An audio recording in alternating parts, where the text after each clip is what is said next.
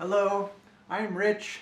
This is David Nelson. Hello. And I'm interviewing him here in Laverkin, Utah. It's July 14th, 2023. And we'll get to know David better. See, that wasn't so bad. Well, yeah, you did all the talking. That's why it was easy. Okay, David. Tell us where you were born, who your parents are, where it happened. Well, I was born in New London, Connecticut. My father was in the Navy. We had gone back there from Colorado when he was serving in the Navy. My dad was Raymond August Nelson, and my mother was actually Margaret Yvonne Allen, and then became Nelson. She actually went by the name Yvonne throughout her whole life. I was given the name David Allen Nelson. Allen, obviously, from the maiden name of my mom, and because I was born in August, on August the 8th, 1945, I always wished that, how come my dad didn't name me David August Nelson after him, and also because I was born in the month of August. Not that I have a problem with being named Allen, but I just thought that was an interesting thing. That is interesting. I was going to ask why your dad was named, why his middle name was August. I think his dad's name was August something Nelson. So maybe he picked up that August from his dad's name. Cool. At least that's what I'm assuming. So was he in the Navy during World War II? He was in the Navy during World War II. He was actually an electrical engineer, and he went back there. He never had to go across the sea. He was training those that were going to be operating submarines, and so he was training people during the war back there in New London. Cool. So where do you fit in siblings and that wise? I have 3 sisters. I have an older sister named Bonnie. She's 4 years older than I am. Then I have a younger sister, Beverly, who is 4 years younger than I am. And the youngest sister is Betty, who would rather be called Elizabeth now, and she's 7 years younger than I am. Cool. So it was planned childrenhood. I was going to say, that sounds pretty regularly spaced things. So did you say when you were born? I was born August the 8th, 1945. Okay. 8/8. So at the end of World War II, what are you considered a baby boomer? I think I'm just outside of the baby boomer by a month or 2.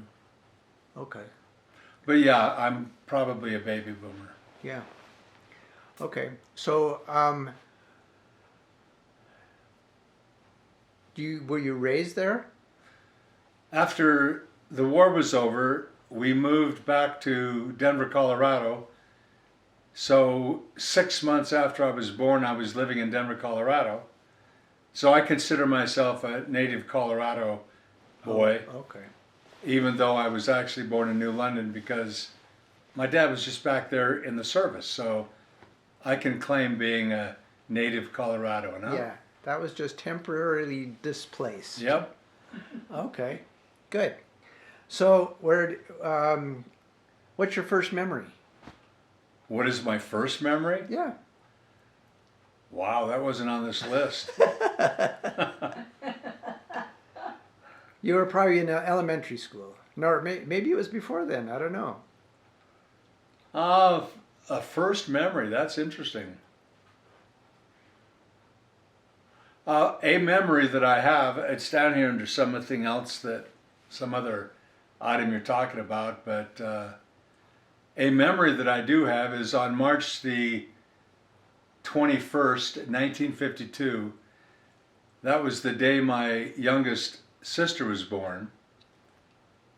It was a huge snowstorm in Denver, 21, 23 degrees. Wow. Not degrees, inches. My grandmother Allen had come over from Salt Lake City to help with the kids. And my grandmother got me up on a 23-inch snowstorm day and said that I had to go to school. And so the school, I went to grade school at Columbian Grade School. It was about 6 long blocks away from where we lived. And so I had to walk these 6 long blocks in 22 inches of snow to get to the Columbian Grade School, to find out that only 6 kids showed up to school that day. And the teacher promptly turned us around and said, "You kids have to go back home." And I clearly remember that day. Did you resent them for sending you? I was kind of upset. I don't know if I was upset on that day. But as I That's a think cool about the memory. experience, I think, what is going on with that kind of thinking from your grandma, who's trying to take care of you, that she sends you out in that kind of weather? And hey, the story of Betty's birth made the Rocky Mountain News. We got paper clippings of, oh, look at this, barely got to the hospital. Oh, really? They even had a picture of my dad, some made up thing, looked like he had a huge beard and a thermometer in his mouth. It made the news. And so I thought, how crazy it is that I had to walk to school just to be sent home. Maybe your grandma just didn't want to take care of kids that day. Probably. Says, I'm going to get him out of my hair. Another clear memory that I have, if you're asking about memories, I remember on the day that I was to be baptized, my dad, we were walking out the front door and we stopped at the top. There were some stairs that took us down to the street level, just 4 or 5 steps. And my dad stopped me there on the top of that step and he said, "David, are you sure that you want to go and get baptized?" And I actually remember stopping and thinking and contemplating the answer before I gave him. I think he got a little bit worried about it, but I made the decision, yes, that's okay, let's go there. And that reinforces the idea that if you're 8, you can make those kind of decisions. I think that does. Yeah, that's Another memory I have is when one day I think that they called the police because they thought that my next door neighbor, young friend, we must have been 6 or something maybe, and we were lost. And so they called the cops, and the cops were looking all over the neighborhood, and the only thing that really happened is we had gone into, he had a garage in their backyard or something. We had gone into that backyard garage and were playing back there all this time while everybody was frantically looking for us, and we waltz out sort of chuckling and laughing, and they all are in hysteria. I remember that day. And they probably got mad at you for it. Yeah, they were mad. Oh, and you had no idea anybody had any concern. Wow. So did you like school? I always enjoyed school. I thought it was valuable to go, and I liked to learn. Yeah. Were you at that?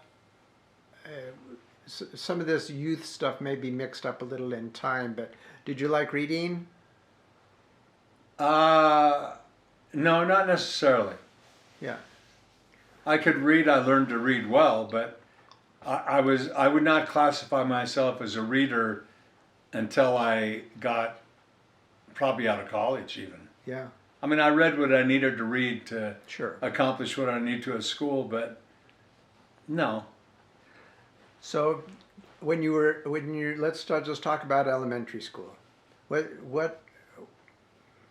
just comes to your mind when you think of elementary school experience? Did you have great teachers or terrible mean teachers? Or I had a phenomenal teacher in kindergarten. Her name was Miss Moss, and I remember about having big blocks to play with. They were 2 by the size 4s. of 2x4 blocks. Yeah. And I always loved to go and get the Carta blocks and build with blocks, etc., etc. I just remember that she was always extremely kind, Yeah. and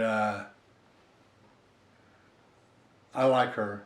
Yeah. In the 4th grade, in our school at Columbian Grade School, we even moved around from classroom to classroom. That was very That's progressive at that time. So we had, from the fourth grade on, we had different teachers for the different disciplines. Yeah.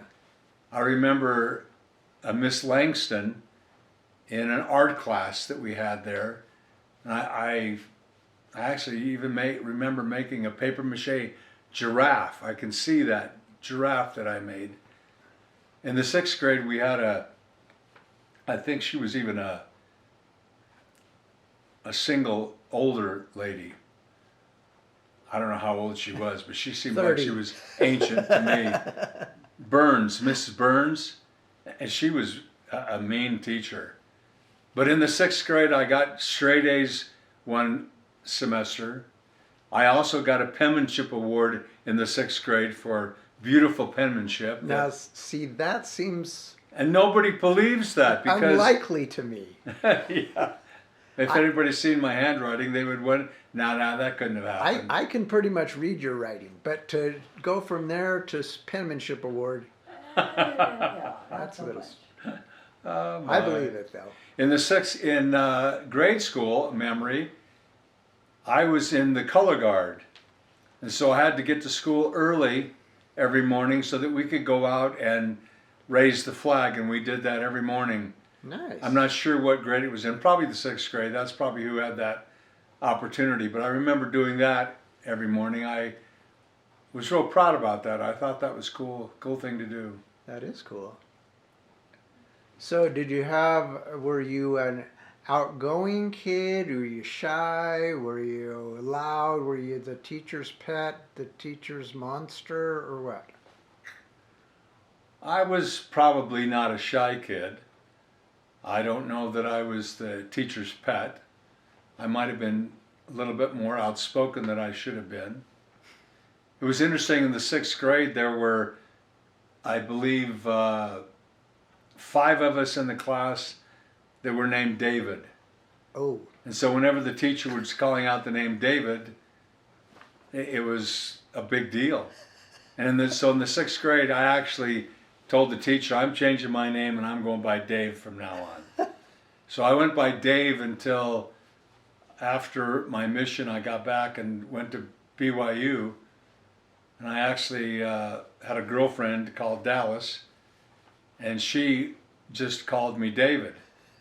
And so from that time on, I went by the name David, and I switched back to David at that point in time. that's interesting. It's amazing how many people meet you and you say, hi, I'm David Nelson, and they say, oh, hi, Dave, how are you? I have never understood that concept of, I'll call him something different. yeah, if somebody introduces them to you, isn't that what their name is? Yeah. Anyway, that's always interesting. That is. I would tell people one time, hey, listen, I go by David, I'm going to tell you once, and my friends call me David, and most people pick up on that. And I go by he, him. No. Okay. But you enjoyed school, or your time I did. in I liked school. school. I particularly liked math, algebra, geometry, stuff like that. I enjoyed that. I was good at that. So when you were in those grade school type things, what did you think you wanted to do? I mean, your dad was an engineer. Did that have any appeal to you, or? I'm not so sure that it did when I was in grade school, but when I went to college, that's what I enrolled in, was pre-engineering classes, and I did that for 2 years. Really? And so the 2 years of pre-engineering helped me get all sorts of math classes out of the way, et cetera, with helped me later on. But in the second semester of my sophomore year, I had a physics class and a calculus class. And with those classes, I said, I'm not doing this engineering stuff anymore. And so I bailed out of the engineering program at that point in time. Yeah. I just didn't enjoy those classes. Yeah. Understandable. At least you recognized it relatively soon. I guess maybe that's relatively soon, huh? 2 years in your second year Your second year of college, huh? Yeah. Okay, so now you've always, to my knowledge, been very athletic, and was that a big part of your youth, or a small part, or not a part, or what of your youth? I learned to love basketball at a very early age. And we didn't ever have a basketball standard. We lived in North Denver on 4485 Elm Court. And across the street there was a family by the name of the Corellis.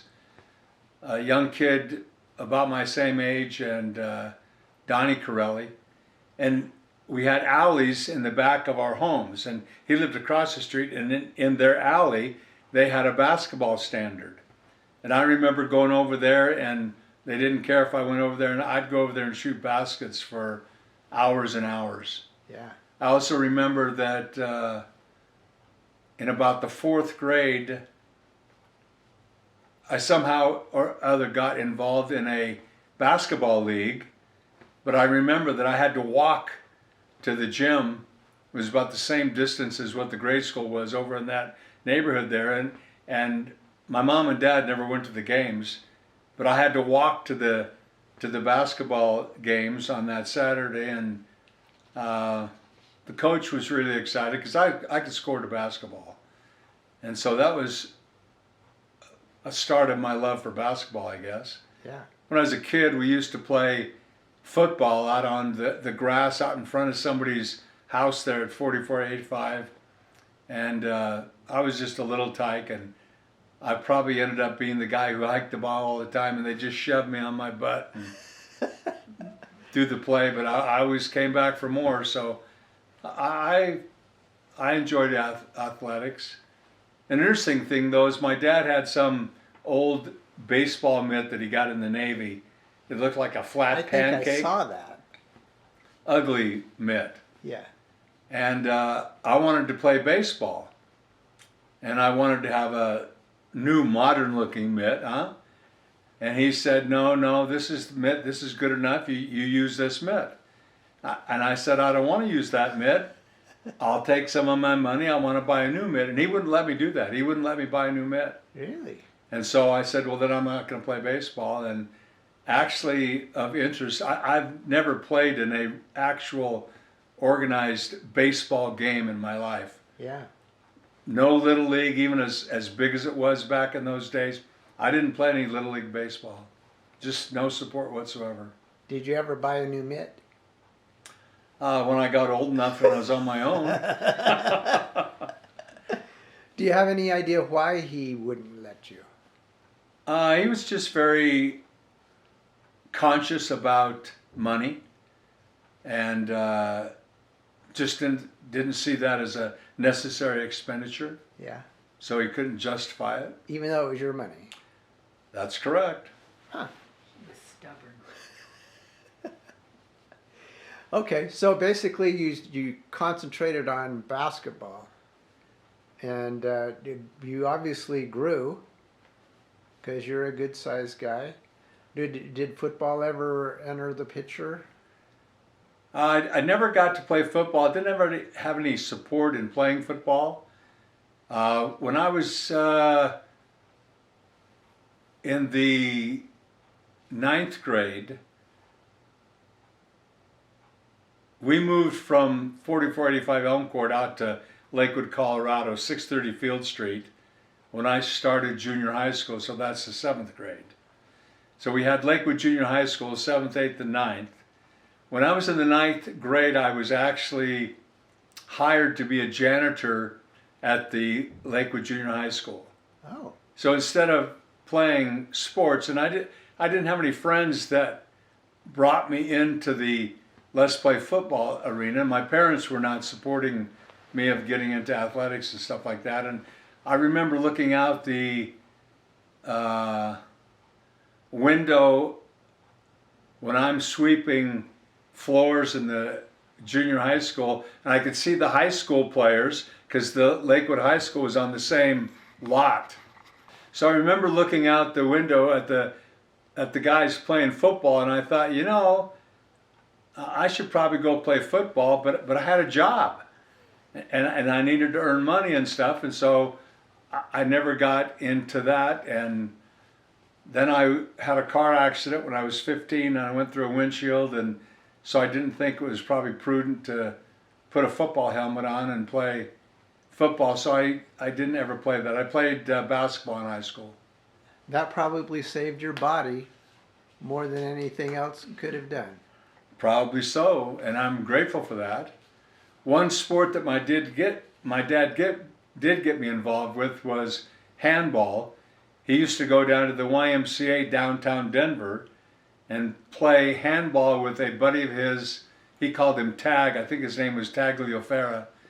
And so he took me down there a couple times and taught me to play handball and in the court sports. And so when I went to BYU to school, I started playing, back in those days it was called paddleball, because you played it with wooden paddles, and actually there at BYU they're playing with a tennis ball, and so it evolved into racquetball. And so that introduction, I played paddleball, racquetball, squash, and ended up playing racquetball for 45 or 50 years, which was a major part of my life. And I actually wore my wrist out, and I would do it all over again because it was phenomenal.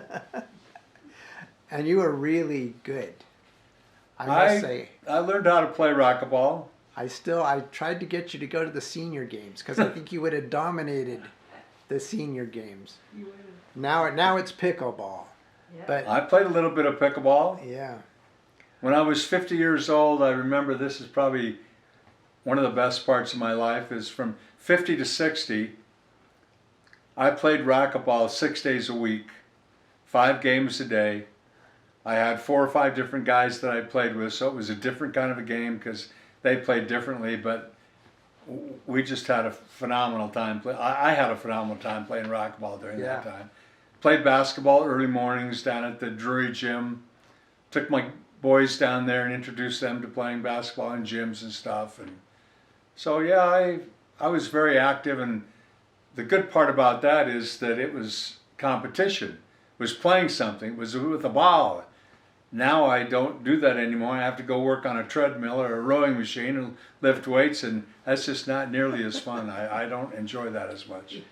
I remember being at your house and there was this like barrel this big full of water bottles and shoes and all the stuff that was associated with with that. And I go, man, they go through a lot of stuff here.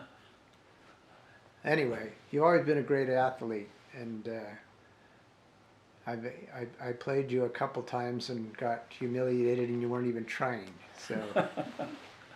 So okay. Maybe I was playing left-handed. I know that, but I try not to tell people that. But so when okay, your accident. What was the circumstances for that, and why? And were you just in the wrong place at the wrong time? And did it change any of your thought patterns going forward?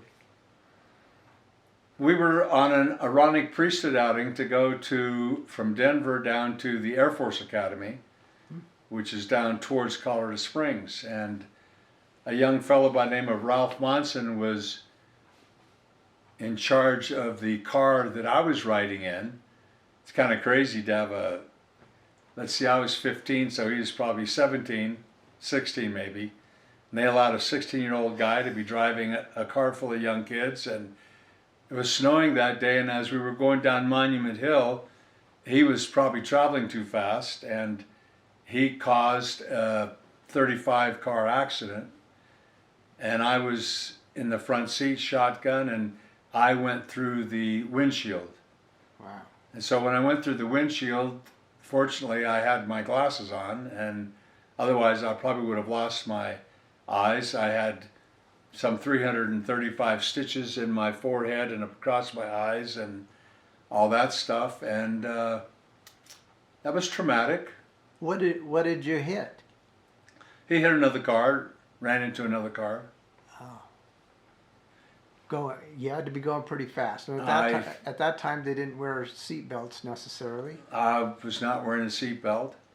My dad was coming along. He was in a car behind us, and they came up, and I had actually been taken out of the car, and somebody had wrapped something around my forehead. So I don't recall if I could remember that I could see or not or whatever. But my dad and another fellow gave me a blessing, and then they took us down to Colorado Springs. We were closer there, and I believe I was 6 hours on the operating table, and that was quite a experience. A really fearful experience that I had as a result of that is when I was back home, maybe 2 or 3 weeks later, I had a bandage on my head, and I had never seen my forehead.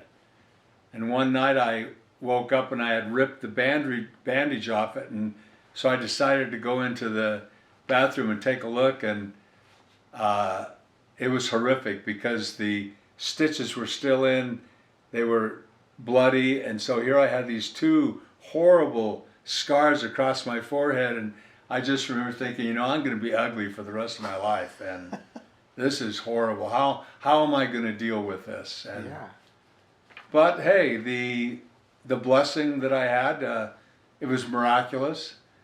The surgeon said that he couldn't believe that I didn't need plastic surgery. I had no plastic surgery after the original surgery because 2 cuts had gone here, and he says, in most cases, the skin between two cuts like that on your forehead is going to die, and you're going to have it replaced, and that didn't ever happen with me. Wow. For 6 or 8 months after the accident, I remember I'd go to sleep every night rubbing cocoa butter on my forehead to try to keep the scars soft, and so it's a miracle healing because I didn't have any work done, and most people can't even tell that I was really in an accident. Yeah. Just out of curiosity, did it affect your eyelids? It did affect my right eyelid. The doctor at one time said, hey, you might have to use eye drops. But fortunately, I really haven't had to start using eye drops until actually just last year. Oh. So sometimes at night I have to put eye drops in there because he said it might not close all the way. But once again, I was blessed because I haven't had too much problem with that. I just remember when I first met you, and for some reason, you were asleep on the floor. It looked like my eye was open. Which you do a lot. Oh, I love that. and I go, is he looking at me? I just couldn't figure out if your eye was really closed, or you were asleep or what. Anyway, I thought somehow I got the idea that you ran through a glass door, but this was the car accident. That was an automobile accident. Did it make you drive any different? I mean, you weren't driving then, but did it form some, hey, I should be careful in this situation, or? I don't know if it came from that or just I've always had respect for automobiles, and I've always been concerned about safe driving. Yeah. I thought that was always just a responsible way to go about things. Yeah. Another thing that might have influenced that is in Colorado, at the time I was growing up, at the age of 14, you could actually drive a motorcycle on the streets. And I don't know, for some reason my dad bought a little Triumph motorcycle, and he said, hey, here we go. And so at age 14, I was out on the highways driving down 6th Avenue, going down to the Drury Gym to play basketball on Saturday mornings on my little motorcycle, and that's just crazy. No helmet, of course. And, Of course. But I've always had a healthy respect for automobiles and the need to not speed and not be crazy. And So during those pre-college, pre-mission years, was life good? Did you get along with your sisters? Family dynamics? Yeah, I gotta say my folks always went to any game that I played in, and that was real important to me. So I can imagine that, like today, you can remember that they never went. Did that affect you at all, or because you go to every possible game you can possibly go with your kids and grandkids? So. Well, we're very supportive of our kids and grandkids, that's for sure. Maybe it was an overreaction to what happened with me. Uh, I played basketball in high school, lettered, and my folks will tell you that they went to all my high school basketball games, but I will tell you that I don't believe that that's accurate. I was committed to be very supportive of my kids and what they wanted to do, and to make sure that they had a very positive experience in sports and in things that they wanted to do, in dance if they wanted to do that, Dana, whatever. So that had impact on me. I think there were a lot of things that I wanted to make sure that I did somewhat differently in my family than what was happening when I grew up. Yeah. I was often what I called a church orphan.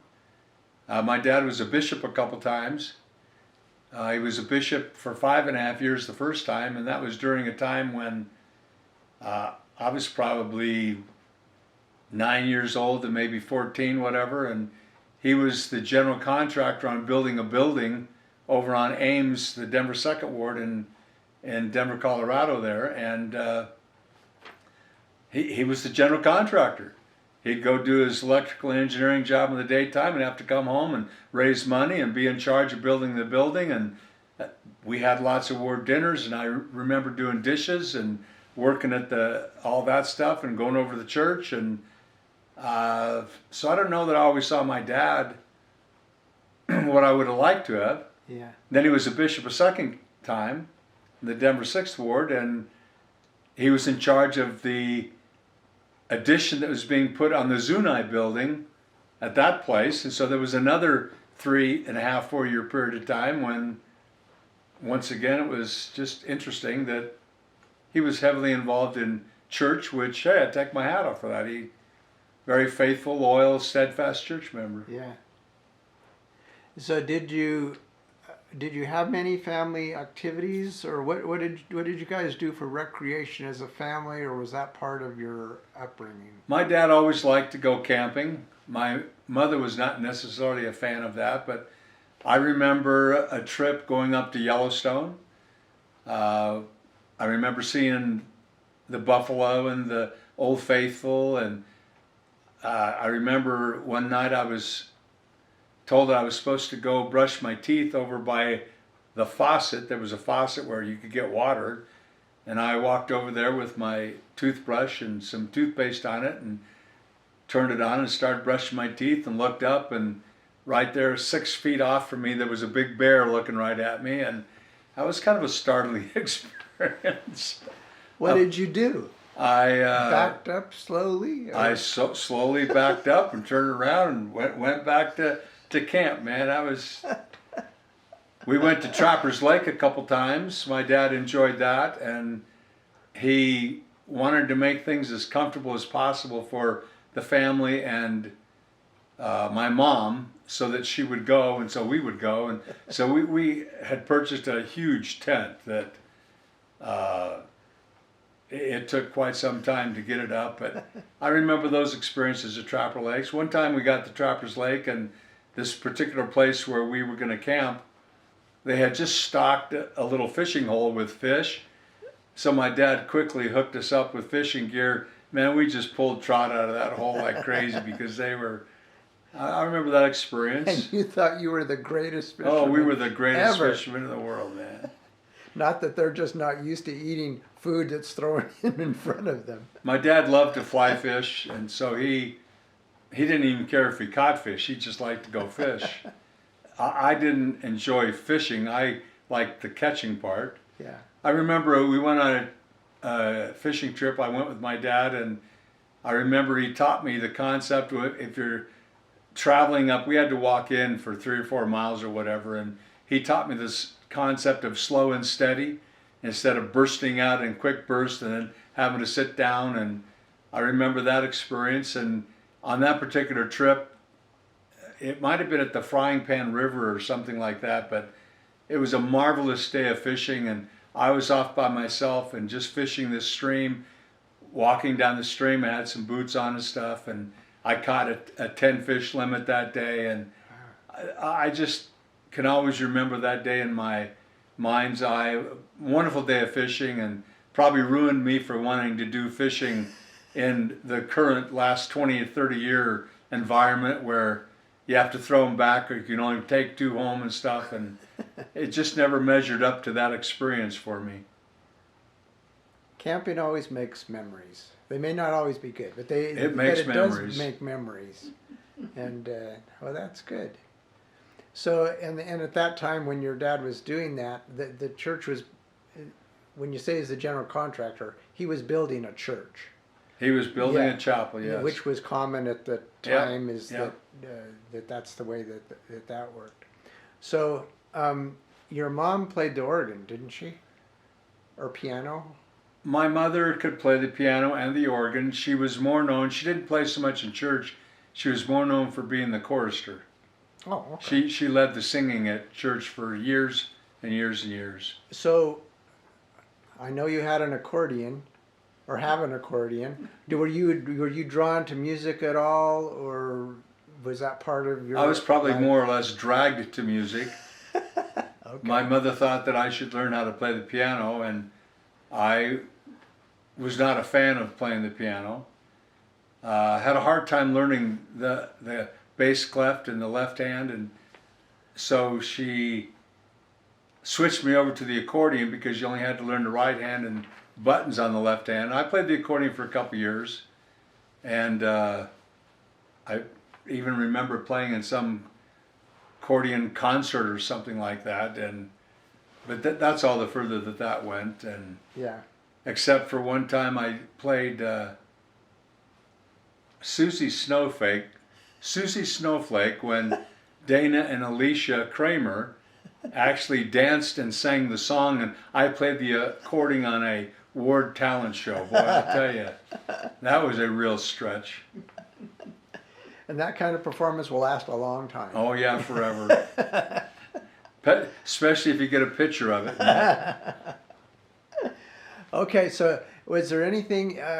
You were the only boy. Do you know how tough it is to be the only boy? Well, that's what I was wondering. It's really tough. Weren't they all just fawning over you?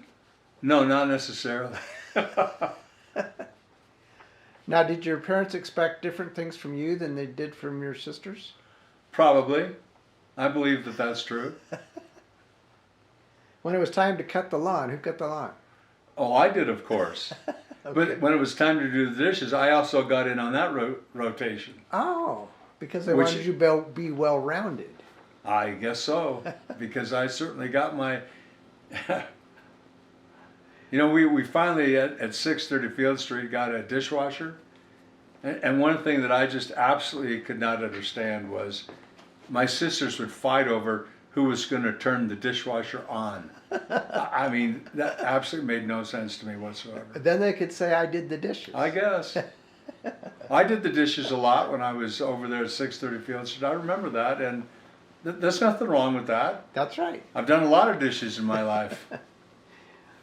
Okay, so now, is there anything else during your pre-mission life that you feel you would need to tell about, or During my pre-mission your life. pre-mission life? Huh. Something that was just very exciting. You went to some place that was really memorable and made you want to go back. Were you ever? I mean, I know you guys go to the beach a lot now, but did you ever go to somewhere that was warm and go, oh, I might like it where it's warm, or anything? No, I don't remember any of that. I don't know that we ever went to the ocean until actually I got married. Huh. I'll tell you a story about my pre-mission life that was a tragic story. My dad decided he wanted to have an appliance store, and so He bought an appliance store. He always had some side hustle, had apartments, always trying to do something for retirement, etc., which was great. I respected that. He had a vending machine business. He worked hard. He was a hard-working guy. And the impact that the store had, which I called the dumb store, my mom called it the dumb store. She had to go over. That dumb store. She had to go over and be the one that was at the store during the daytime when my dad was at work. But during the summer, I had to go over to the store with her and be with her over at this store in Wheat Ridge, all the way across town from where we lived, because my older sister Bonnie caused such a uproar about how horrible of a kid I was, and that she would not babysit the other two girls unless I was taken to the store. And so I was consigned to have to go to the store all the time, and spent 2 summers of my youth at the dumb store. And Did you learn anything there?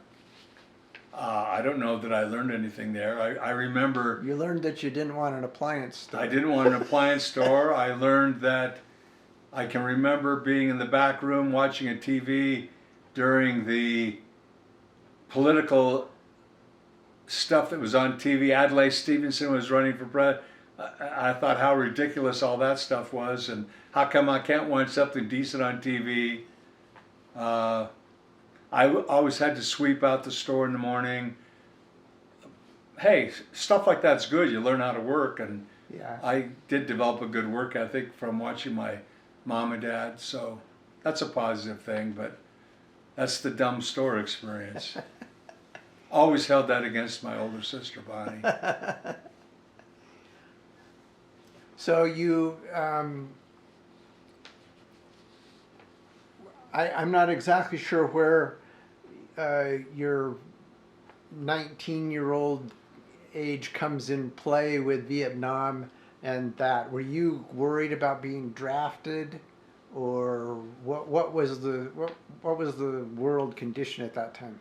The Vietnam War was going on at that time. I decided that I was going to go to Brigham Young University to school. I could have gone to the University of Colorado, had a somewhat of an academic scholarship. I was almost going to go to Colorado College on a basketball deal, but they chose to give a football scholarship instead to somebody else. And so it was my good fortune that I ended up choosing to go to Brigham Young University. So I ended up over in Brigham Young University, and could have gone on a mission after the first year, but this shows you how stubborn I am. The bishop had a conversation with me one day at church, and I said, "Bishop, that's great. I will talk to my folks about going on a mission, and I'll get back to you." And I think either that day or probably it was the week after that, I was sitting down at the dinner table, and my dad brought up the fact, "Well, the bishop has talked to us about having you go on a mission, David." And that just totally offended me for some reason. And I immediately said, "Well, Dad, yeah, he talked to me about that too, but I've just decided I'm not going." And so I didn't go, and I went back for a second year of college because I felt so violated that I was supposed to be in charge of this process, and he didn't wait for me. And we had a deal. Yeah. Thought we had a deal. So I went to 2 years of college. So when I went on my mission, I was 20 years old. I graduated from high school when I was 17, and so when I went to college, I was just 18. So 2 years of college was great. I thought that would put me in a good stead anyway, being more mature, etc. And so I don't have a problem with going to 2 years of college before I go on my mission. That was a good thing. Yeah. And so the going on the mission kept me out of going to the Vietnam War or whatever. Kept you from being drafted. Kept me from getting drafted. It was a deferment of some sort. Okay, cool. I had a girlfriend at Brigham Young University that probably kept me there. Uh-huh. When I got over there, I was not particularly excited about the whole campus thing and all that stuff. And I don't know, maybe I was homesick. I don't know. Probably 17-year-old kid. But then I met this girl that was from Texas. Her name was Dallas. Dallas Sprouse was her name. And we hit up a romance, and I quickly started going steady. And so at the end of the first semester, I said, well, no, I'm not going to leave. I got a girlfriend here. So luckily, Dallas kept me at Brigham Young. But then at the end of the The probably bishop's in the middle of my second probation. year, when I was over there, this is the huge mistake that she made, thankfully. She wanted me to sell my car and buy her an engagement ring before I went on my mission. And I was just opposed to that totally. I could not see the reason why you'd want to go on a mission and be engaged and tie up some woman that she couldn't date for the whole time you're on a mission and all that stuff. And I said, no, I'm more than happy we just keep going and let's plan on getting married, whatever. But no, I'm not going to sell my car and buy you an engagement ring. And she just pressured me so much that it caused me to break up with her, and that's what I did. She said the bishop called and talked to me about this. Yeah, that didn't go very well, and people were always trying to tell me what to do, huh? So when you were younger, had you always planned on going on a mission? I don't remember that. I don't remember that at all.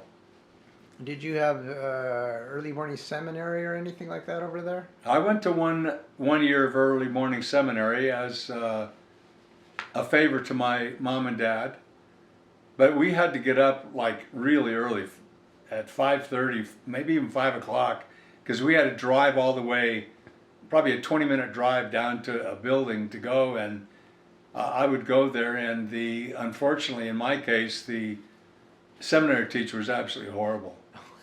And I stuck it out for 1 year, and then I told my mom and dad, it's not worth it to go to seminary. I'm not learning anything, and I'm tired when I go to school. And so I gave it a year. No, I'm not going to go anymore. And Okay. so I didn't. So when the bishop got off probation, or he was released or something, then you decided that you would go.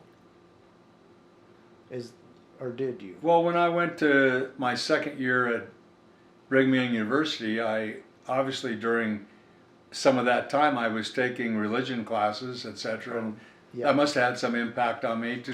I remember that I took a prepare to go on a mission class, Yeah. and so it was in my mind that I was going to go, and so when I got home from the second year, I went and talked to the bishop and said, "Hey, I'm ready. Let's do this." Cool. So we did it. So were you at that time? Were a lot of people going to Europe, or were they going mostly South America, or were you surprised where you were called to?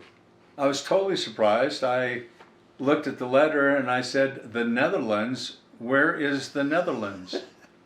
In, I thought in that I the would- Netherlands. I thought that I would be called to go to some Spanish-speaking mission. I'd had a couple years of Spanish in high school and had learned it pretty well, and so that's probably what my inclination would be, but that's not what happened. I was called to the Netherlands, and back in those days, it was a 2.5-year mission, and you would go to Salt Lake for a 4 days MTC experience, and then we jumped on an airplane, and I was over in Holland, and was given a little yellow book called Hugo's Dutch, something like that, and I was supposed to teach myself how to speak Dutch. With And the help that's- of my that- companions. And that's where they give you 6 months extra that you have no idea what That's you're why saying. they gave you 6 months extra, because they knew it was going to take some time. And so how was that experience? The mission experience? Oh, that was a phenomenal experience. I was dramatically blessed with the gift of tongues, I would say. Early on, I decided to read the Book of Mormon out loud for 30 minutes every day, In Dutch. which was brutal at the beginning of my mission, simply to try to formulate the words, the Dutch words with my mouth and start to get fluency, etc. And I was blessed to be able to speak Dutch fluently and well. I had some Dutch people that would accuse me of being a phony Dutchman that was speaking with an American accent. And so I guess I learned how to speak it pretty well. Yeah. And so that was a great experience to be over there. Basketball came in real handy. My first mission president, Dale R., he was my only mission president. Dale R. Curtis, he sent me up to the northern part of Holland to a city called Groningen, where I was able to play on a basketball team in a league with an investigator. Oh. Kees de Jong was up there, and they were trying to make him comfortable with the church. And his wife, Ina de Jong, had joined the church probably 4 months before I got up there. But Kees was being very reluctant. And so I was sent up there to play basketball with the guy, which was cool, because I got to have a Thursday night practice with the team Boreas, and then we had games on Saturdays. And first night, the first game I played was against the perennial All-Stars, the winners of the league, the Pink Stars is what they were called, and we beat them. So in the paper in Groningen the next day, there was a big write-up about this American kid who came and they knocked off Pink Stars, David Nelson, da-da-da-da-da-da. And so that was kind of an exciting thing. Yeah. And written up in the newspaper in Groningen, Holland. How do you like that? And the good thing about that was that I got to know Kees. I was there for 6 months. And he told me that as a result of watching me interacting with his buddies and interacting with his kids and his family, they would have us over to dinner at least once a week, maybe a couple times. And so he watched the interaction of how I trafficked with his kids, his friends and stuff, and he said, you know, I can do this. If David can act this way and be this way. So it had a big impact on Kees in terms of his desire for wanting to build a church, and they end up having 9 kids and had a great impact in Holland in the church over there. I can imagine if there's. We had that a couple of many the de kids. Jong of kids come over to live with us here in actually it was in Littleton and Centennial, and so Sietske came over and lived a year, and another kid, Ona, came over, and Nanette was awesome because she taught them both how to drive so they could save money on learning how to drive. And so we've had a long relationship with the de Jong family. Yeah. And you still have that relationship. Still have that relationship, yeah. Nice. So then you returned. Met another family over there, Hans and Heidi Schmidt.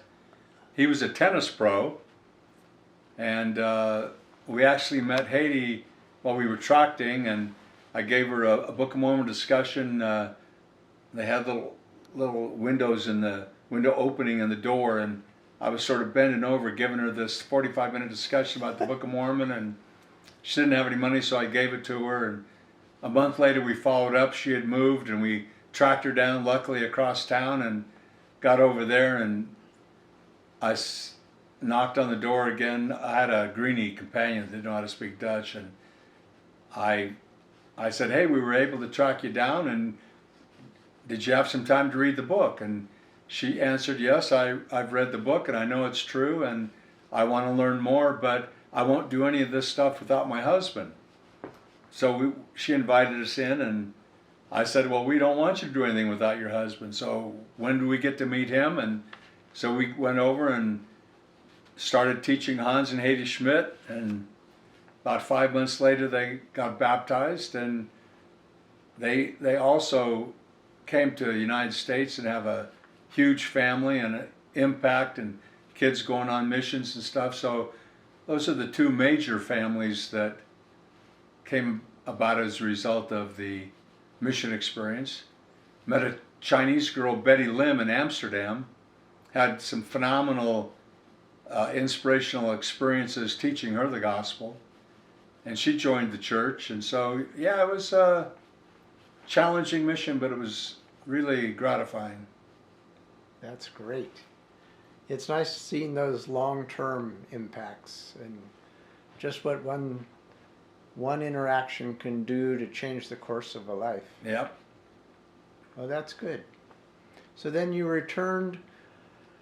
I don't know what year that would be, but you returned. 65 to 68. So I came back in 1968 and went back to school at Brigham Young University.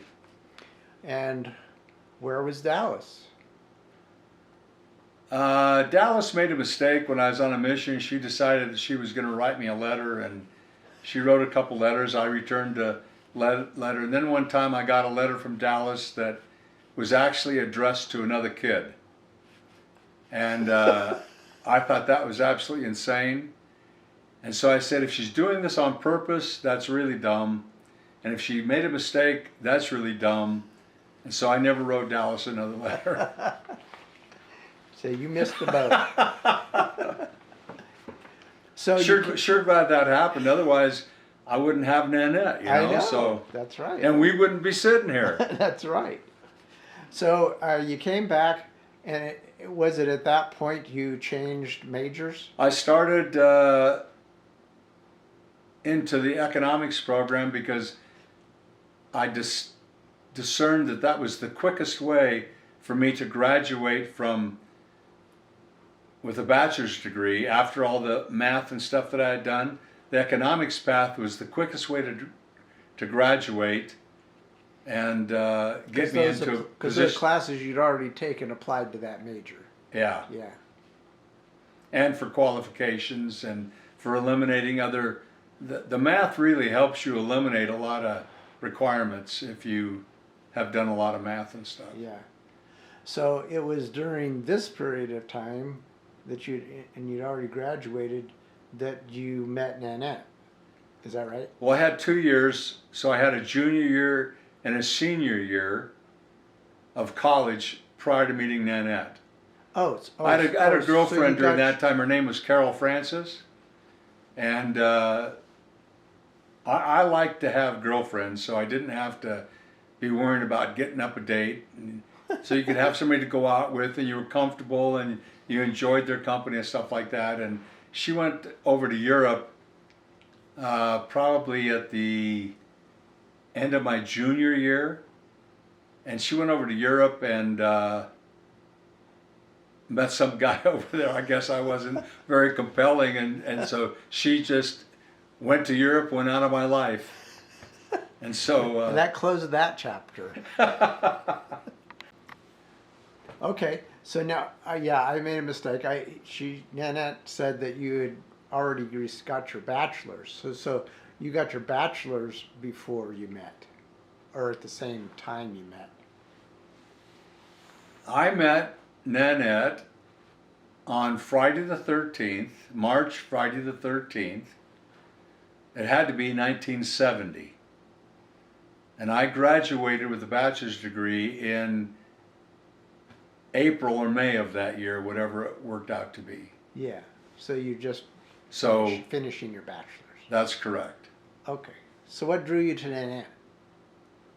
What drew me to Nanette? Yeah, you just didn't want to have multiple girlfriends. We met at a ward budget dinner dance, and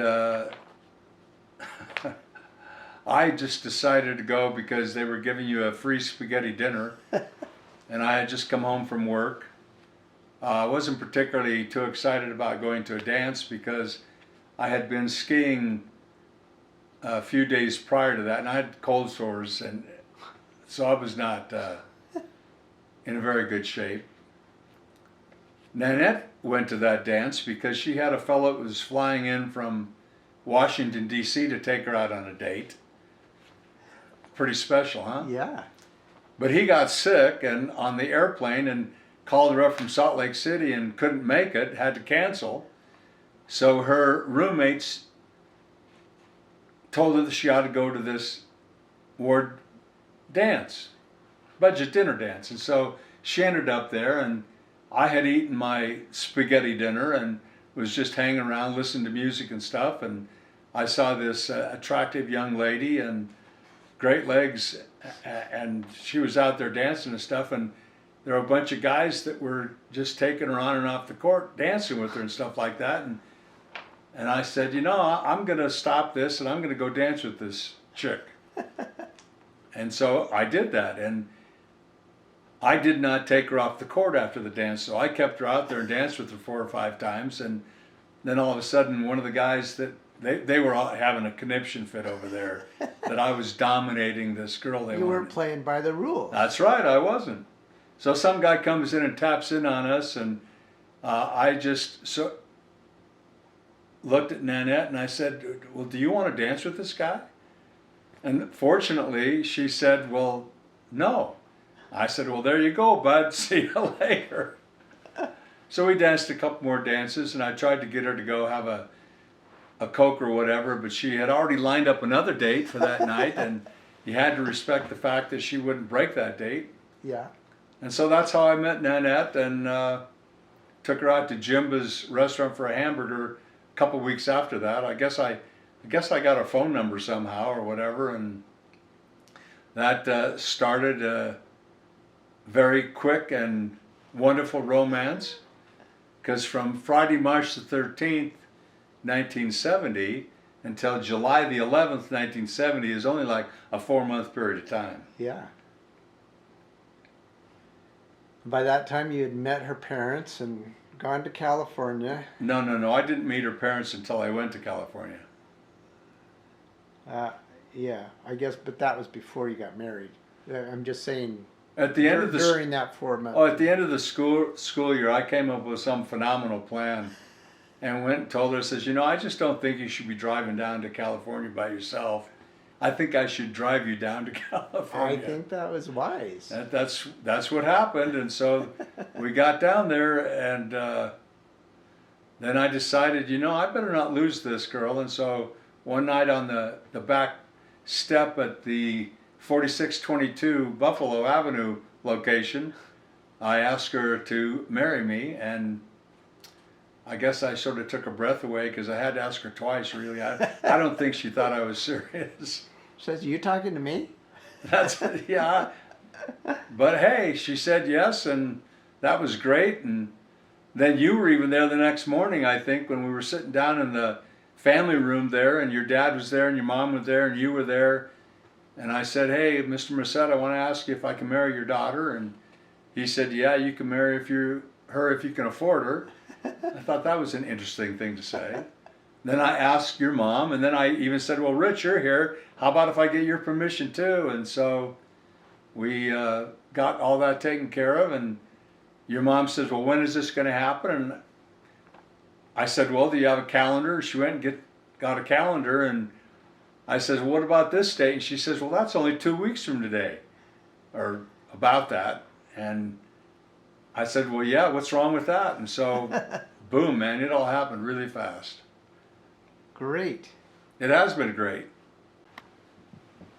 Okay. Yeah, so we're going back to Provo, and so we had to drive back up there and find a place to live. We chose to live in Apollo number 9, which is a 2-bedroom apartment. I chose to work harder than not because I always wanted to live in a nice place. That was one of the nicest places at the time.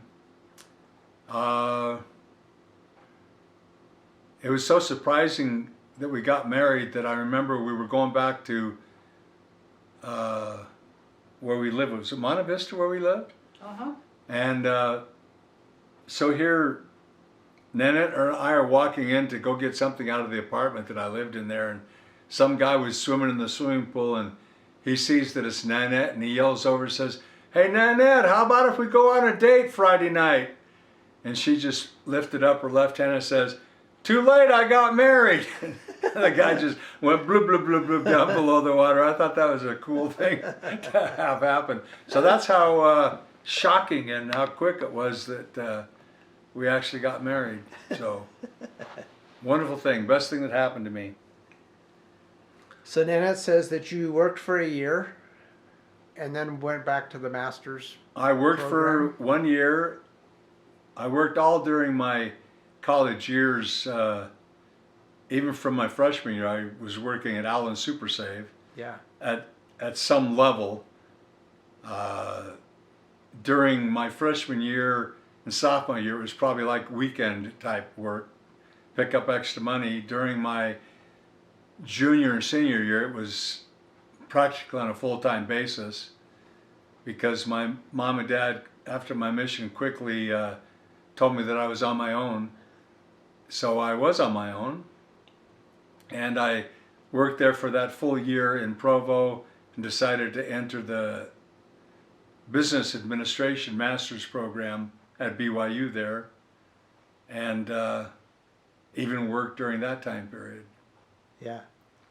Got an MBA, was fortunate to graduate #1 in my class. We had a great study group. We were very helpful with each other, and that was a challenging experience, but it was a good experience. I enjoyed that. Once again, I like to learn. I enjoyed going to school and stuff, so Yeah. that was a big time deal. So now out of school, you were prospected by, if that's the right phrase, Procter and Gamble. Yes, I chose to go to work for Procter and Gamble company. It was in their sales division. I had a couple other opportunities that could have been lucrative for me, but I remember one day I was walking across campus, going home from something, and I had a clear and distinct impression that I was supposed to take the Procter and Gamble job. And so, hey, I followed that impression because I thought that's what you're supposed to do when the Holy Ghost communicates with you. And so that's why I ended up choosing Procter and Gamble to go to work for. Yeah. It's a great consumer products company, and they have great management training. Was not a bad choice, but I think it even surprised me that that's where I ended up going to work. But So that took you where? that took us to Boise, Idaho. We went up there and we lived up there for 1 year's time. During the time when we were at BYU, after we got married, we would have liked to have had some children, but we were frustrated in that we were unable to get pregnant. During that time, we applied for adoption, so that on the way going up to Boise, that was still in process. And then Nanette was being called to be in the primary presidency, I believe. And Bishop Bud Sims was giving her a blessing, setting her apart. And in that blessing, he said, and we bless you that the baby that you're carrying will be healthy, whatever he said at that time. And I remember Nanette sort of getting up after the blessing and said, Bishop, do you know who you're talking to? I can't be pregnant. I don't get pregnant. And so she went and checked it out, and lo and behold, she was pregnant with Mark up there in Boise, Idaho. That's how we learned about it. So that was kind of an interesting Through a experience. blessing. Yeah. Cool. So where did you go when you left Boise? We got transferred after a year's time down to Denver, which was where the district office was, in some intermediate type capacity of working for the district manager. Did you apply for that, or was it just they No. just decided to move you? No, they just decided to promote me. Oh. I was on a fast track program because I came out with an MBA and was well thought of, et cetera, et cetera. And so we were only there for 4 months, but down there we lived over by Littleton High School on Pearl Street, I believe was the name. And during that time, Mark was born over in Englewood Hospital. And so we had Mark, and then very quickly got transferred out of Denver and were sent on our way to Minnesota. And I remember flying to Minnesota with a brand new baby with Nanette, and ended up in St. Paul, Minnesota. Bought a house up there, our first house. Moved in on like January the 7th, no, December the 7th. Was it December or January, Nanner? It was only about a month after we got there. Anyway, the day after we moved in, it snowed and we didn't see the pavement in our street until May. It was brutal. The winters were brutal. And everybody was telling us how, we'll wait until summer then, it'll be so much nicer and stuff. And we got to summer and it was so humid and oppressive, and mosquitoes the size of dive bombers, that we would prefer the winter to that. Really? It was so bad.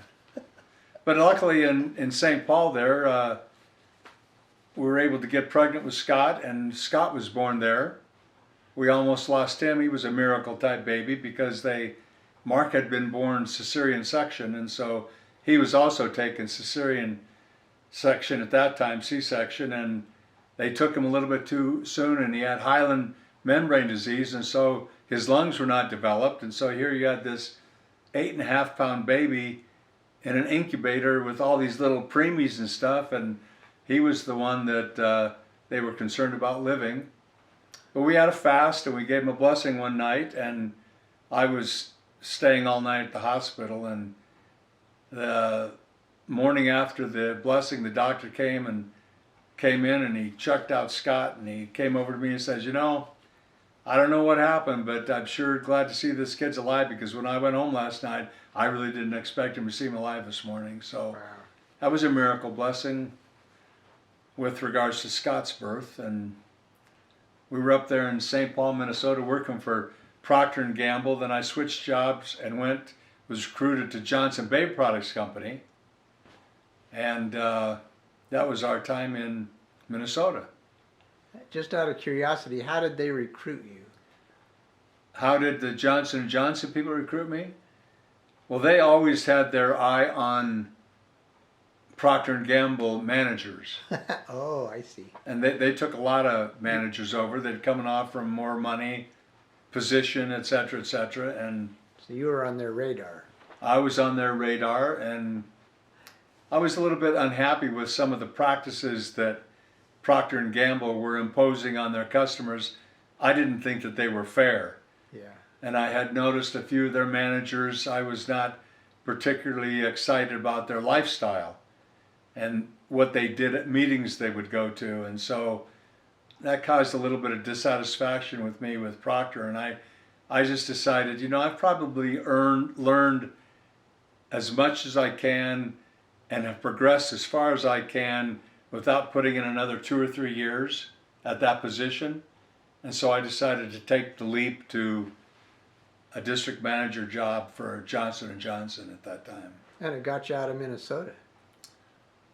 I worked there in Minnesota for J&J for a while, and they were going to move us to New Jersey. They wanted me to move to be the district manager in New York City. So we started that process, and we put up our house for sale in Minnesota. I had gone to New Jersey and bought a home in New Jersey. And then for some reason I decided that I didn't want to go to New York and work in New York. And some fellow that I knew found me a job with Automobile Warranty Corporation in Denver. And so I took that job and went to Colorado, and I bought a home in Colorado. And so one time I had a contract in New Jersey trying to sell a home in St. Paul, and had a contract in Denver. And fortunately, it all worked out to where I didn't suffer any financial losses because of all that stuff. But instead of going to New Jersey, I got out of the consumer products arena and went to work for a small business guy got me back to the West. In Denver. Nice. So, what's the next major event that happens after that scenario? The next major event? Yeah. I'm going to give you a list here. You asked a question on this list of who changed my life. Okay. So this is a good time to do that because number one, my mom changed my life because she was always very helpful and kind to me. My dad changed my life in teaching me to have confidence, independence, and a strong work ethic. I wrote down here also that Dale Curtis, my mission president, changed my life just with the interaction and the relationship we had, and him understanding me personally, and with where he put me in the mission field. Fortunately, I was able to, at the end of my mission, be an assistant to the president for him. So he had a big impact on my life and how the church operated, etc. I wrote down here that a professor at BYU by the name of Brooke Grant, he was in the MBA program, he changed my life because I took 2 tax classes with Brooke Grant, and he would bring in a whole lot more into the discussion than just taxes. He was a businessman, actually a practicing entrepreneur, not just a professor. And so what he shared with us gave me confidence, and also learning the tax code and the tax laws helped me in business and gave me confidence. I've done my own taxes. I do taxes for my kids, my friends, and that gave me the confidence to even go and tackle the IRS with a couple audits and stuff. So he had a great impact on my life. And then I guess at the top of the list, it would be Nanette, who has impacted my life because of her charity and kindness and what she's taught me, the way she always is able to make things work. She's independent, friendship, take charge. So those are the people that are at the top of my list of who impacted my life. So now where we are, I interrupted you there. That's okay. We had finished with Minnesota. You've had Scott. Automobile Warranty Corporation. We were moving to Bountiful. Oh, that, yeah, the Automobile Warranty Corporation thing was interesting, but it didn't work out, once again, primarily because of the business practices of its owner. I didn't like the way he was wanting us to promote what we were selling. To me, it was not an honest approach to things, and that just doesn't sit well with me if you are having to be dishonest to promote things and stuff like that. So I found a job with Rick Warner Ford, and so we decided we were going to move over to Utah, and we bought a home in Bountiful, Utah. The only reason that we came over to Utah was for us to get Dana, because we had a couple kids. Probably the church was not going to help us through their programs, and so we came over to Utah and quickly found an attorney that would deal with private adoptions, and he put us on his list, and he wanted us to write up a little story about why we wanted kids or whatever. And I says, well, do you have any examples I can just take a look at? And he goes takes me in his back office, and he opens up one drawer of a 4-drawer file. He says, yeah, this is full of them. I looked at a couple little 1 or 2 page reports about why parents wanted kids and stuff. And I said, great. And I put together a 15-page term paper on why Nanette and I would be suitable and wanted kids. And I guess it worked out with the hand of God. And so sometime later, 6 months, 9 months, whatever it was, he came to us and said, hey, I've got an opportunity for you. Might cost you a little bit extra money. I don't know if it's going to be a girl or a boy, because we had said we'd rather have a girl. And we said, hey, we don't need to be guaranteed a boy. Yes, we'll take it. Extra money, whatever. And so he selected us to be the parents for that child, and it turned out to be Dana's, who was born on November the 25th, 1981, and we were able to pick her up the day after she was born, or 2 days, whatever it was, during Thanksgiving time. I guess it was the day after Thanksgiving that we drove down to pick her up. In Richfield. In Richfield, Utah. Which you just had a picnic there. She was born in Nephi.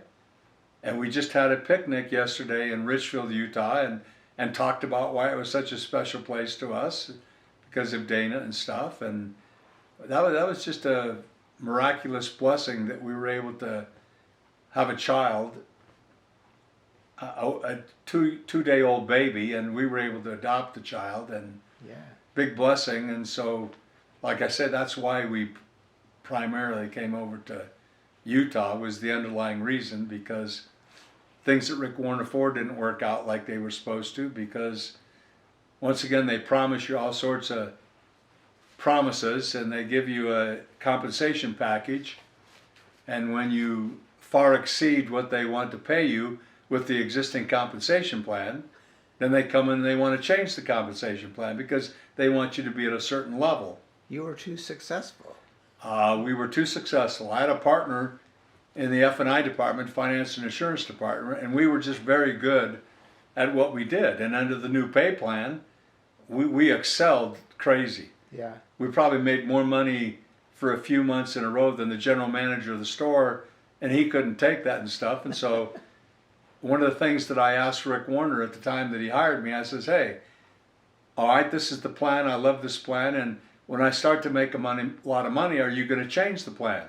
And he says, oh no, that we're happy with that plan. And so 9 months later, he comes in and he calls me in and they're going to change the plan. And they did change the plan. And I just bided my time until I was able to tell him that I wasn't interested in working for him anymore. And so I quit. And so that started us on a path of, I don't know what I was going to do. So I started working for a guy by the name of Bob Eder in the Wall Street Training Institute. He trained stockbrokers and other principals of the brokerage business on how to pass the security industry examinations. And I learned his business and was teaching, and it was awesome because it was an opportunity to teach. Became very good at that, and so he decided he wanted to open up a school in Denver, Colorado, because there were all sorts of penny stock brokerage firms over here, lots of business over here. So that's how I was able to get back to Denver, Colorado. That's how we got out of Utah. We came over and opened up a branch of his school, which once again he changed the compensation program on me, and so I started my own school, David Nelson Security Schools. And so that's what I was doing back over here in Denver, Colorado. Lots of stuff, lots of opportunities. Okay, so now during this time you get Dana, then Nanette's expecting. Oh, that was an interesting time period, yeah.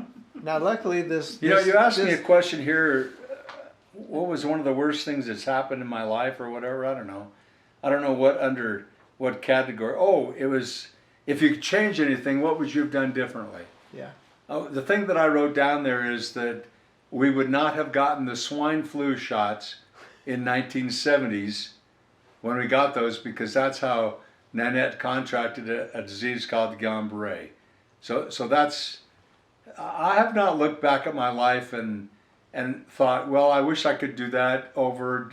I haven't done that a whole lot. I mean, you go with what you're doing and what you're dealt with and stuff like that, and I don't think you go back and try to change too many things. But I would like to change that, because she got this Guillain-Barré, which at one time there when we were in Bountiful, she was like 90% paralyzed. And during that analysis of trying to find out what was going on with her, one of the doctors was going to run some tests and maybe do some x-rays or whatever, something that would be hazardous if she was pregnant. And the doctor says, well, are you pregnant? We'd like to do some x-rays. And she says, well, I doubt it, because I have a hard time getting pregnant, which she did. But let's check anyway. And lo and behold, they checked, and here she was pregnant with Craig, which was kind of an interesting circumstance to be in, because this was going to put me in a place where I was out of work, my wife was paralyzed, had a new baby, and was going to have another baby 7 months later. That was at the culmination point of living in Bountiful, Utah. Wow. So, And Nanette and I talked a little about Gina coming into the picture then, and after Craig was... well, we had to have help. I mean, Yeah.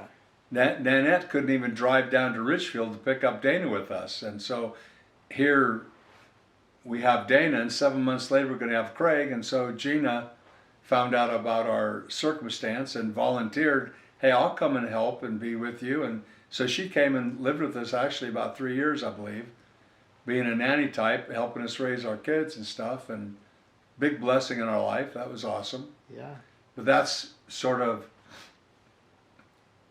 what happened up in Bountiful, Utah. Bountiful was a great place. I really enjoyed living in Bountiful.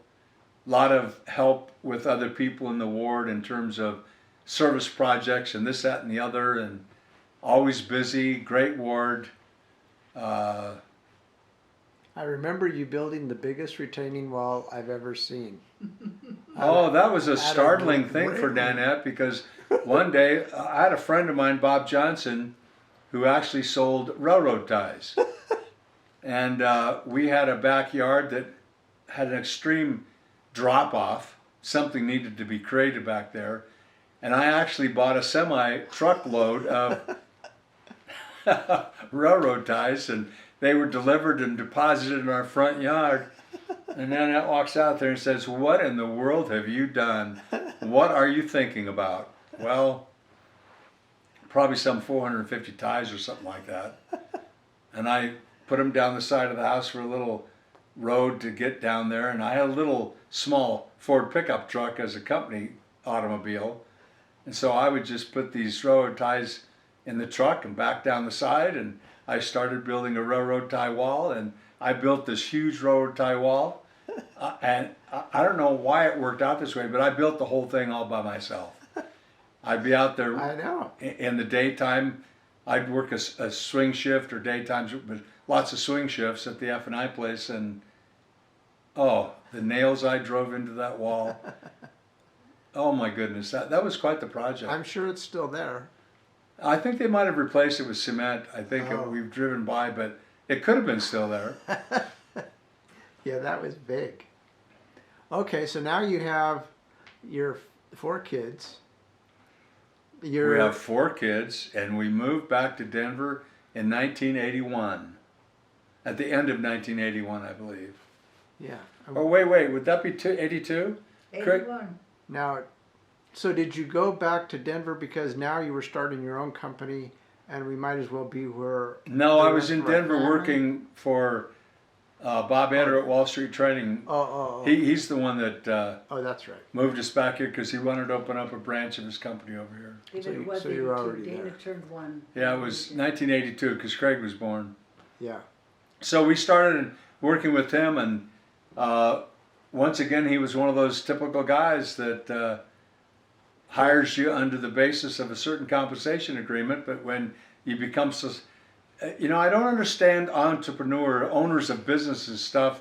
They get in mind how much they think you should make and cap out at. Even though they make more money and you're being paid on a percentage type basis, and they are going to make more money too, but they never want you to make more than a certain amount.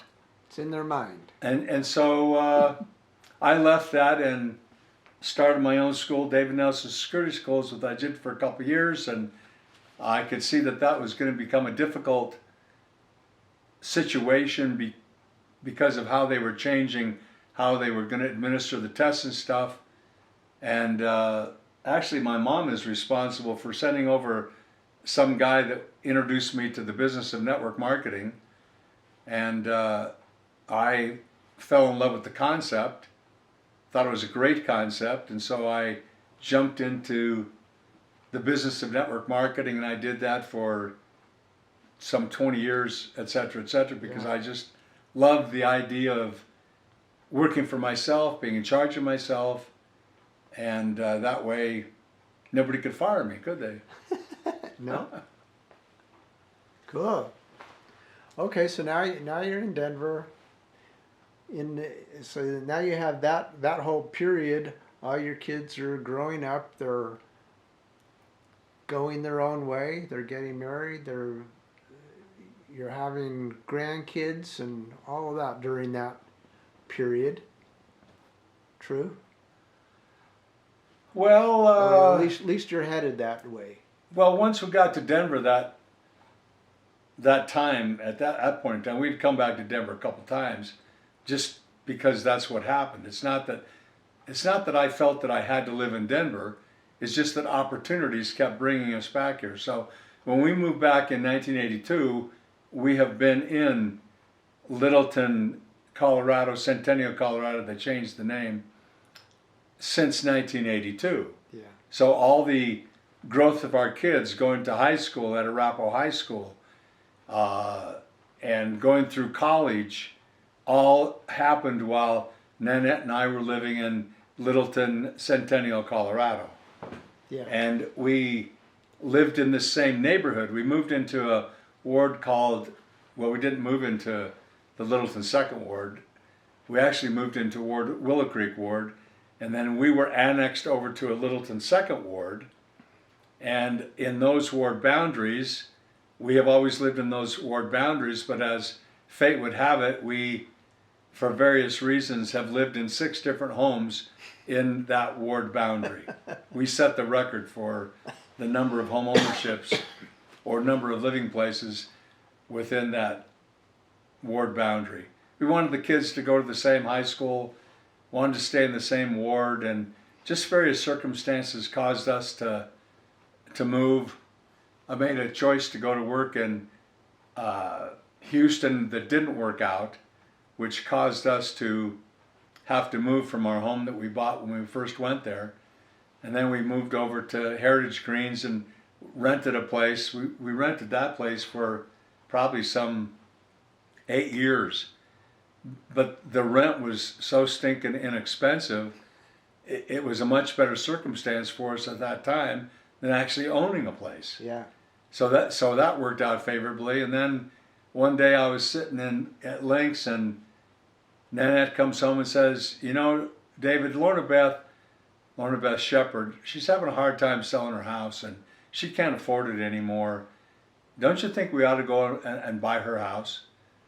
And I remember saying, well, do you think I can go look at it first? She says, well, yeah, come on over. Let's go do that. And so we went and looked at it, and we helped Lorna Beth out, which was a good situation for us because it put us back into owning a home. And so we lived over there at the place on Rob Way. No, not Rob Way. It was Hudson for 6 years before we moved over to Nichols. And when we moved over to Nichols, it was an upgrade because somebody was distressed and trying to get out of that house. And so we got a good buy on that place. And just various reasons as to why we moved. It's a good thing we went and bought the big place at Nichols because Dana moved back, Craig moved back. I think we had a 3-car garage there that was filled with stuff. Not cars. Filled with stuff from some of our kids that needed storage. Mark, it was just a great place for us to, that was helping the kids through the college years when we were over there at Nichols, yeah. So when you think back of that time period, what's the what are your most enjoyable memories of it? This is when your kids are going through school, they're doing sports, they're doing other things, you're playing racquetball. It just seemed like we had a great life.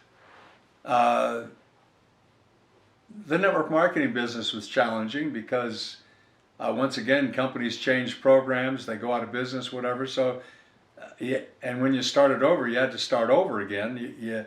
It's not like you started with a immediate salary, but I still loved the business, particularly if I could find a company that would reward part-time distributors, which most of them do not. And so I could be on a crusade of actually teaching the appropriate way to do the network marketing business. And once I finally ran out of opportunities where I felt that I could sell that concept and have it be legitimate, that's when I decided I was no longer be in the business. But hey, it was great raising the kids.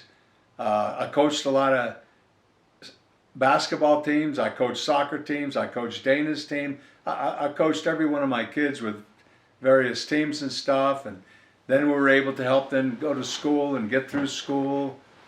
you know, it was a great time period. That's what you want to do, is you want to raise your kids. And over at Nichols, one of the highlights of being there was we had a empty nesters home evening program, and they were trying to encourage better attendance, et cetera, et cetera. And so we told Larry and Sandy Todd that they needed to have 2 empty nester nights a month instead of just one, where they tried to do it all at one time. And so let's have one night be a get together and eat night. Let's have another night, and I'll be glad to prepare a lesson, and we'll have everybody come over to our house every time, and we'll do a lesson. And we did that for 10 years, where we had 10 home evening lessons every year over at our house at Nichols. There was some 16 or 20 people that would come to the lesson night, and maybe some 30 that would come to eat the dinner night. But that went on for 10 years. It was a marvelous time for people to learn. I prepared unbelievable lessons, crazy how much material I put together in preparation for that. I was nuts. But hey, we had great lessons, and a lot of people. It really helped them get integrated into the ward and in their lives, what they were doing at that point in time. So it was a very memorable 10-year run of putting lessons together and stuff like that.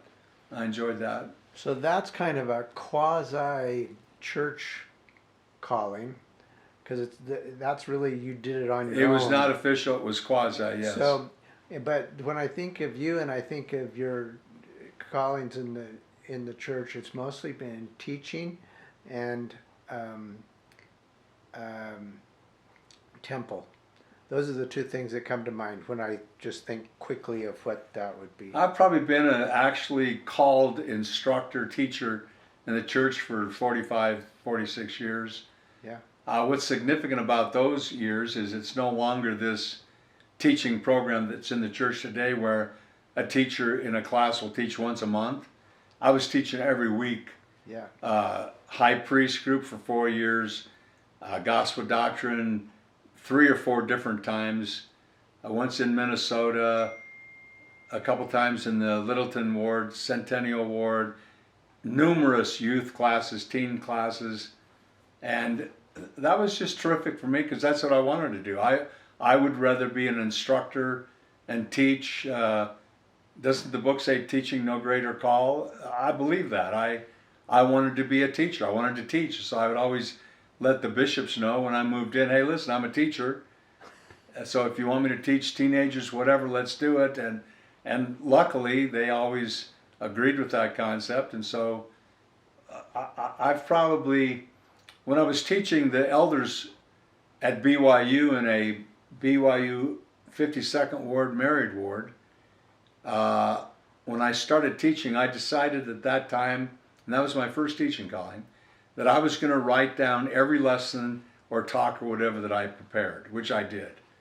And I have done that ever since that time. I probably have 5,000 lessons or talks or whatever that I've put together over the years that are, and they would get better and better as we had better computer capabilities and stuff. And now I take it upon myself. I put together 3 of David's devotionals every week, plus I generate a sign that's a recap of a concept, and I can't believe it, but I've been doing that probably for another 900 or so of them. I mean, it's unbelievable the amount of material that I have put together from a teaching standpoint or in production for David Nelson Security Schools, or all the network marketing stuff that I put together. I think you had a question here talking about, this must have come from a question you asked your mom at one time about the invention that changed her life the most. And I think her response was when they created sliced bread, you know.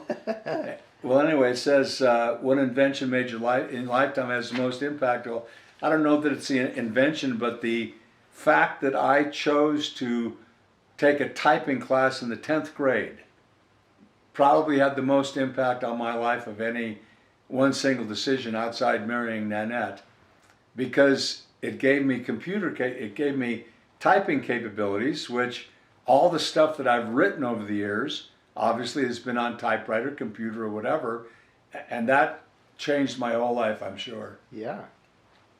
A skill that just keeps on giving. The typewriter and Nanette, huh? They just keep on giving. That's Back right. then, boys didn't learn to type. This was way before This- everybody typed. And what was cool about that experience is that for the first couple weeks in the class, we were all typing on mechanical typewriters. Manual. Manual typewriters. And then at the end of the second week, the teacher got up there and she said, well, I'm going to allow the two best typists to type on these electric typewriters for the rest of the semester. So we had IBM a typewriter speed test or whatever, and some girl in the class, she was absolutely phenomenal. So out of, but I was in second place. So I got to type the whole rest of the semester on a Selectrix IBM electric typewriter. Wow, what a blessing that was. Oh my, changed my life. That's the first one that used a ball. That's right. And you had Yeah. a correction thing. That's right. That was so happy. And then the other thing you mentioned about the temple is, yeah, I'm starting my 19th year as a temple ordinance worker. And so ever since I was 60 years old, I started going to the temple every Wednesday morning. And I've been on that shift ever since that time. And so that's been a great service and a worship opportunity. And I've trained a lot of people how to do temple work and ordinances and officiate. And I was going to say, how many people you think you've trained? I don't know, hundreds. But what's interesting about that is that I know that I have officiated probably 475 to 500, not attended endowment sessions. I've officiated some 475 to 500 endowment sessions. Wow. So that's kind of exciting. I said something just like you did. Oh, exactly. You thought we must have rehearsed this, but we haven't. Is this running? Oh, Oh, go ahead. how do you want to wind this up? You mean we've lived the same life together, huh? Apparently so. It's kind of creepy. Kind of similar experiences. Yeah. Well, that's great. So that Here's it says there were some. What's my favorite saying? You could get my funeral program for my funeral, and I've listed about 10 or 12 of my favorite sayings that occurred over my lifetime. But here's 6 of the top ones, okay? Number 1 is choose kindness. And number 2, be kinder than necessary because everyone you meet is fighting some kind of a battle. I've learned that from my sister Betty, which I find to be very true. I believe in the concept of once it's said, it's said. And so even though you come back and say you're sorry about something, he already said it. And you can say you're sorry, but it's still out there. So I've always been very careful in terms of my saying things to people and what you say to people. In certain circumstances, you've got to understand that the less said, the better. If you're trying to forgive somebody, if you're trying to get forgiveness, if you're trying to apologize, or in those circumstances, hey, just get it done and get it over with. The less said, the better. I always liked the concept that came from Stephen Covey of be proactive. And then also, what would Jesus do? I actually put together business cards that say, what would Jesus do on it? And have handed them out to a lot of students and stuff. And so those are some of my favorite sayings.